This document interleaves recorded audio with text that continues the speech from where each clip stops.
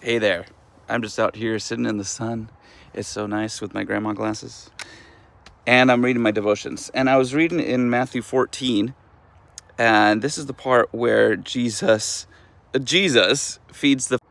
Sorry, I don't know how YouTube Shorts work. I thought I was recording a 3-minute video, but it was a 15-second video. Anyway, yes, I'm reading where Jesus feeds the 5,000.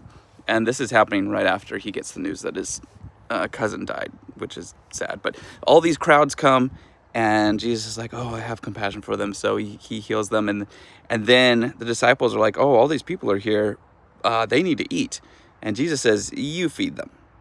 And the disciples are like, well, we only have a few fish and a few loaves of bread. And Jesus says, bring them to me. Jesus says a blessing on them. And then he says, okay, go and hand them out to the people. You disciples, go do that. And so they do that, and they end up feeding like the 5,000, feeding and satisfying 5,000 plus people. And they had like 12 basketfuls left. But Jesus didn't do this. Jesus did not feed these people. The disciples did. Now, of course, it is a miracle that could not have happened without Jesus. What I mean to say is sometimes we forget the disciples' involvement in this. Now, if the disciples hadn't gone to Jesus, they could have fed maybe like 5 to 10 people. So of course, Jesus gets the glory for this.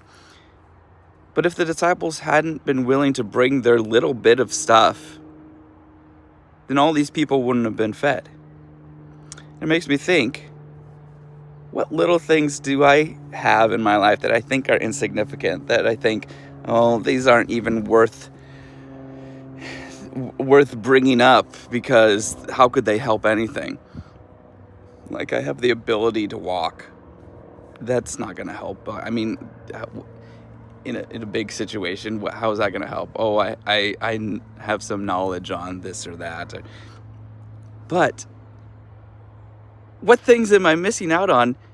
Because if I bring just a little bit of something to God, like the disciples brought the food, ask him to bless it, and then have him tell me what to do with it, I'm sure there's many opportunities that would open up, like, that I'm not even thinking about, because they're like so beyond my comprehension, like feeding 5,000 people with just a little bit of food. That's crazy. But if that's what Jesus can do, like, I should be bringing everything to him.